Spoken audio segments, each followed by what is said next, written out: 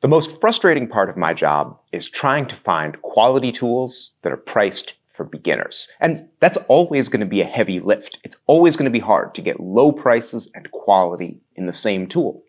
Sometimes I don't even think it's possible. And then sometimes I get a tool like this that makes me optimistic, but also even more frustrated than I already am. This hand plane was purchased for $70 at Lowe's. And there are so many features about it that fill me with hope. So many high-tech, interesting choices, so many high-quality materials. But then, at the same time, the people who made this plane made a lot of stupid decisions. They missed a lot of the basic things that make a hand plane work well. It's like they were reaching for the stars, but they forgot to put on their pants. The new plane, which is made in China under the Jorgensen name, is obviously trying to be a straightforward copy of the Stanley Bailey No. 4, a classic, brilliant design. That's probably a good design to aim for, but even before you get into it, there are so many little details that are wrong. Notice the shape of the tote on the Stanley. It's got a real S-curve to it. It's close to the body and it leans forward. The Jorgensen's tote is much straighter and much further away from the body. That might not seem like a big deal, but it's less comfortable to hold and it puts much more weight in front of your hand when you pick the plane up. That can be a real problem for stress on your wrist and your forearm, especially because the Jorgensen is a boat anchor. It is unbelievably heavy compared to the Stanley. I think there's this idea going around that the heavier a hand plane is, the better it works. And that's just a myth. A little bit of extra weight can be helpful. That's one of the reasons people like Lie-Nielsen planes. But after you add a little bit of weight, you're just wearing yourself out. All you've done is create a boat anchor. And I'm afraid that's what they've done with the Jorgensen. Once we get inside these planes, there are some big differences. First, the iron and chip breaker assembly. The iron for this one is thick, much thicker than you find on a Stanley, and it's made of 01 steel. That's not super fancy, but you do find it on some premium planes. It's a good feature. You can also see the difference in the chip breakers. Stanley has just a plain stamped steel chip breaker, made of a pretty soft alloy. This one is a machined chip breaker. It's thick, a lot like the blade. It's got a machined edge and machined clearance on the inside. Now, I can't say I think this assembly works so much better than this one. The old style actually works really well. But the manufacturer is clearly putting a lot of effort and money into giving the customer a blade assembly that's going to look really good, something they're going to have a lot of faith in. Once you get inside the planes, well, then the differences are even more obvious. These two frog designs are very different. The classic Stanley design has a big flat surface and two screws mounted parallel to the sole.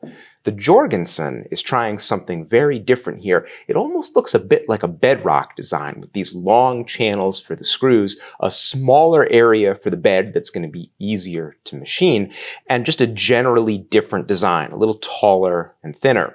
The thing that's really interesting about the frog is that it appears to be sintered. Sintering is a process that didn't even exist when Stanley made their No. 4. It's a process where you take grains of powdered metal and put them together and heat them up under pressure so that they fuse without having to be melted. The Stanley's frog is cast iron, literally liquid iron poured into a mold. It's a very different process. This is probably a way to save money while still getting a high quality part. I think it's pretty impressive, and I've never seen it on a hand plane before. Let's go to the back. Here's where things get really interesting. They've done many different things with design and the materials where the adjusters are concerned. Stanley just used brass for their wheel with a nice knurling. That's worked fine for 100 years.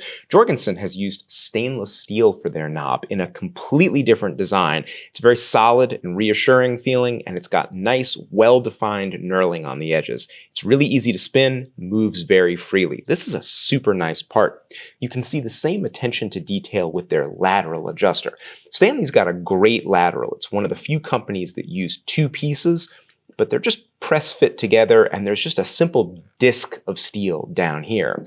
Jorgensen has made a move much more into the premium territory with their lateral. They've got a two-piece design too, but these pieces have been tapped and screwed together with a pair of machine screws.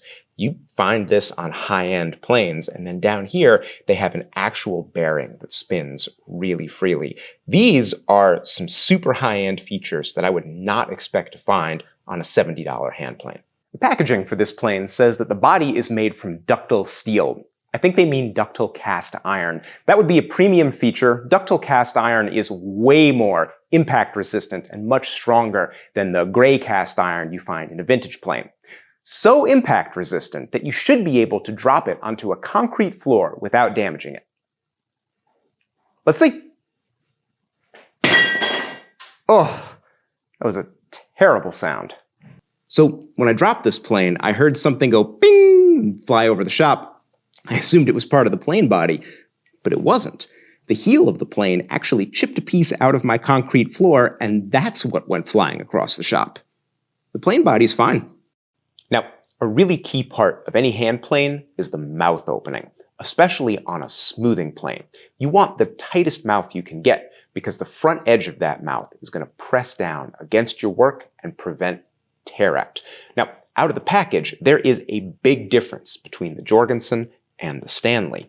If I just move my hand back and forth between these two planes, well, you can see a lot of light through the mouth of that Jorgensen, pretty much nothing through the Stanley. It's much tighter. This, to me, is an unacceptably wide mouth. I don't like it at all, and I don't think it's appropriate for a fine smoothing plane. Now, on any Bailey-style plane, you can change the mouth opening by moving the frog forward.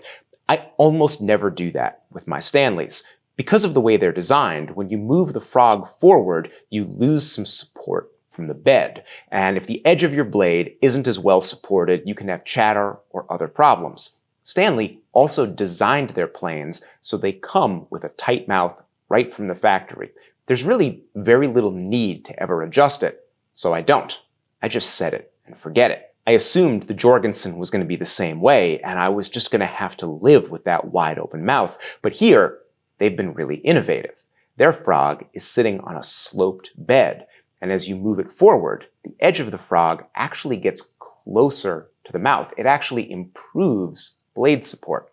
So I think you can make the Jorgensen's mouth as fine as the Stanley's, or maybe even finer, without sacrificing anything in performance. Of course, we also have to care about quality control. I have no idea how the Stanley came from the factory in 1928. The Jorgensen, on the other hand, was pretty good. Everything seemed well finished and well fit together.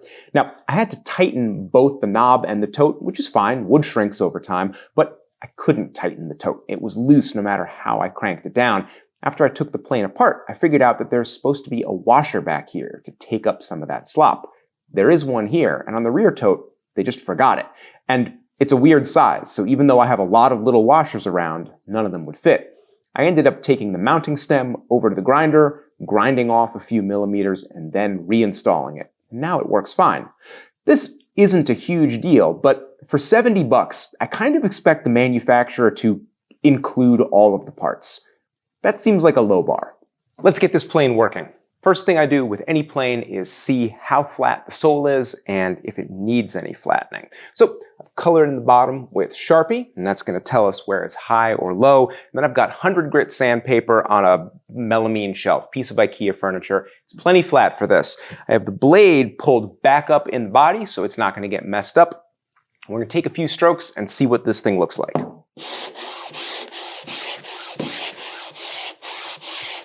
Okay. Just that should be enough to let us assess the sole. Let's see what we've got.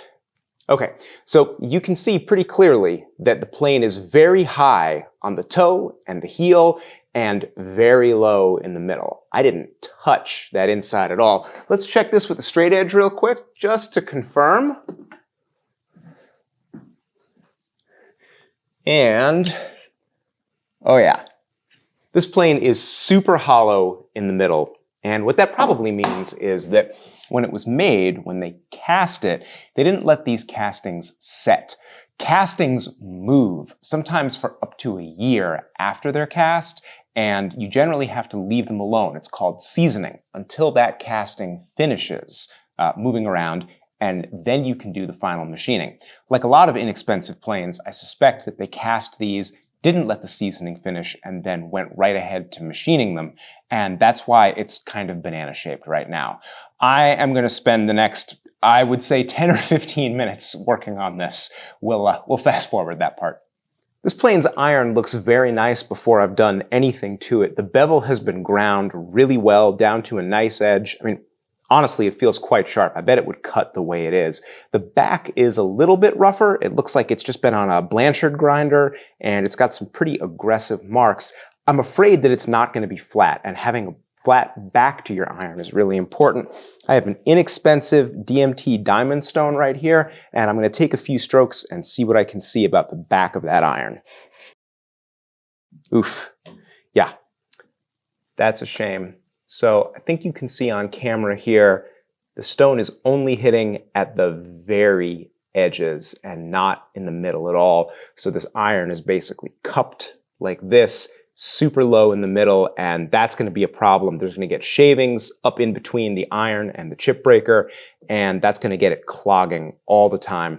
I need to put some serious time into flattening this. I'll probably go down to sandpaper first and then work up through some diamond stones, and then we'll see where we are. This iron was badly hollow, just like I thought, but I have this first ½ inch here done. That's enough of a flat spot to last me for years. There's a thing called the ruler trick, which can get you there faster, but you have to do it every time you sharpen. I'd rather spend 10 or 15 minutes once and never do it again. So the back of this is fine now, and I'm going to start working on the bevel. I'm just going to use my regular old oil stones.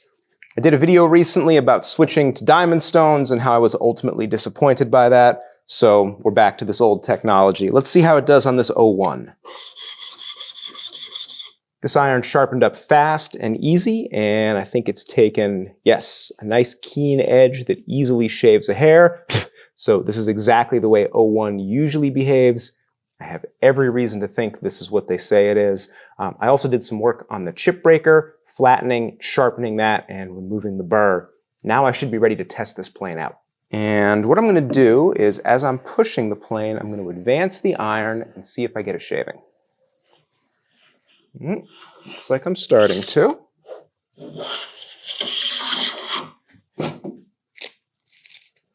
Okay, there's a shaving. And it looks like the plane might, yeah, it's clogged. There's stuff in between the iron and the chip breaker. That's frustrating. Another thing that's frustrating is the lever cap won't undo the chip breaker screw.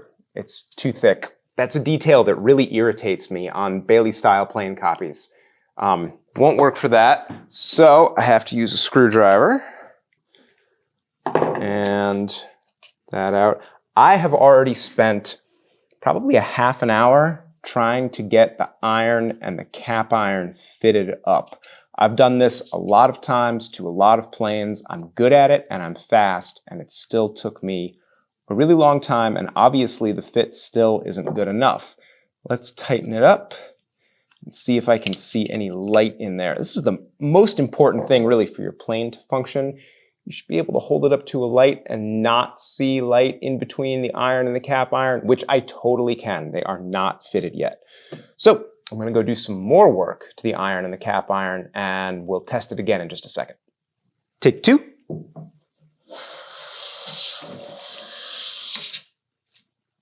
Not bad. Needs a bit of lateral. And it's a little tight. There we go. That's right down the middle. Let's advance a tiny bit. Okay.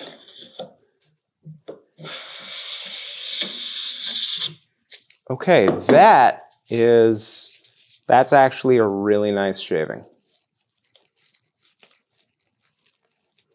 Yep. It's beautiful. So, final thoughts. Should you buy it?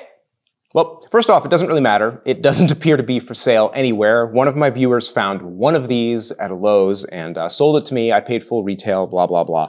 and then he couldn't find any more, and I can't find these things anywhere on the internet. So I think Jorgensen started to roll these out and then changed their mind for some reason. Maybe they anticipated every single one of my criticisms and they recalled the plane for a full redesign. That would be amazing.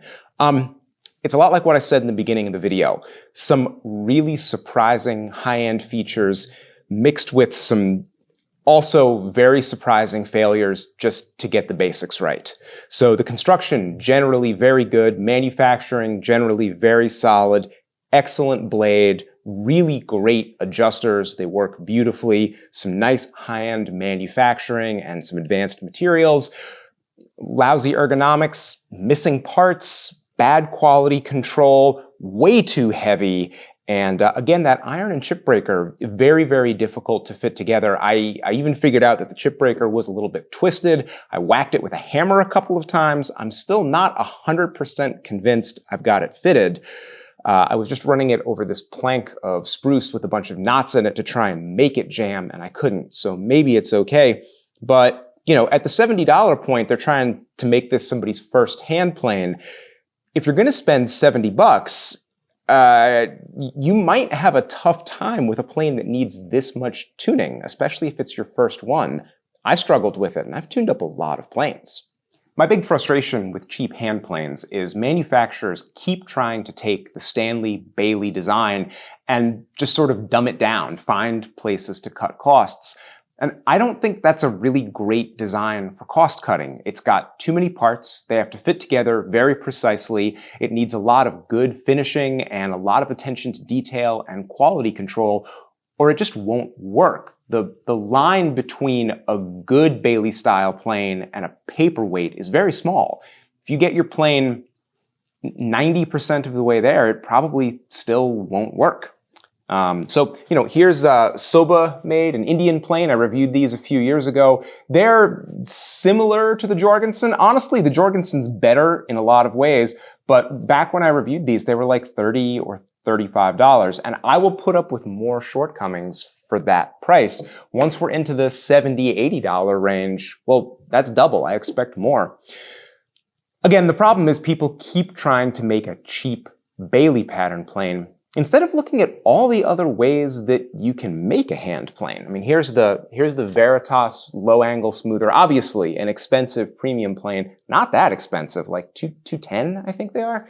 But what's important about this plane is how simple it is. It's got a one-piece body with a movable toe, no frog, and very few parts. The Norris-style adjuster does depth and lateral at the same time.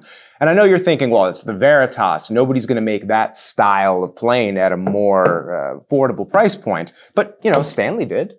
Here's the Stanley Sweetheart number 4. I don't love this plane either. It's got the same shortcomings as the Jorgensen. It weighs way too much. The ergonomics suck. It's clunky. But it does work actually quite well. I used this plane on every project for like a year just so people could see me using an affordable new plane. And, you know, it functions. It's pretty dependable. A lot of things manufacturers don't think about are maybe your plane doesn't even need an adjuster at all. Here's an ECE jack plane that I happen to love. It costs $110, and that's imported, so you know, it would cost less if you actually lived in Germany. It's hammer adjusted. And I know a lot of people don't think they can learn hammer adjusting. Swear to God, it is just not that hard. I taught it to myself in like an hour. It's not that big a deal.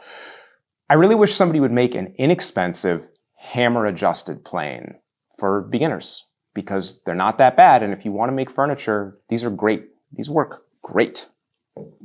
So, and that's basically it with the Jorgensen. This isn't really a tool review. It's really just my thoughts and frustrations with the plane. This gives me a feeling that maybe we're going to get there. Maybe we're going to have a Bailey-style plane that's really affordable sometime in the near future. This one's close. They did a lot of things right for all of my complaints, and I'm kind of hoping they do better. It'd be even better if it wasn't made in China, but I think if we want really inexpensive tools, that's where a lot of them are going to be coming from for right now. Either way, it's always fun to see how these things develop.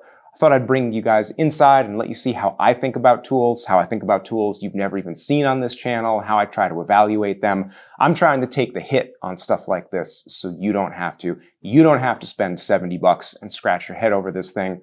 I did it for you, and you saw what's necessary for that.